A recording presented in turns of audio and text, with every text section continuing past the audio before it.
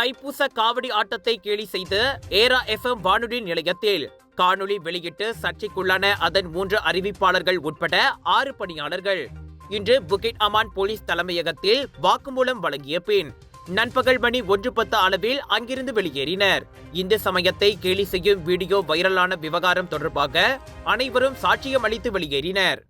இருப்பினும் 3 பிரபல வானொலி அறிவிப்பாளர்களை ஊடகங்களால் கண்டுபிடிக்க முடியவில்லை.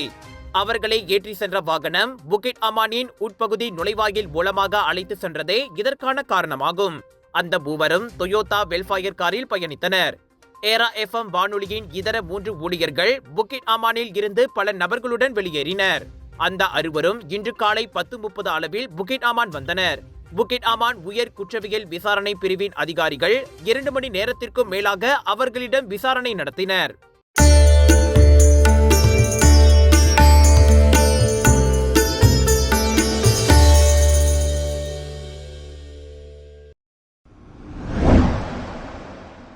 எங்க வீட்ல எல்லாரும் தினமும் காலையில ரெயின் ஆயில் வெர்ஜின் கோகனட் ஆயில குடிக்கிறோம். நீங்களும் தினமும் ரெயின் ஆயில் வெர்ஜின் கோகனட் ஆயில குடிங்க. எப்பவுமே புத்துணர்ச்சியோட இருங்க. ஒவ்வொரு பொழுதும் ரெயின் ஆயிலுடன் தொடங்குங்கள்.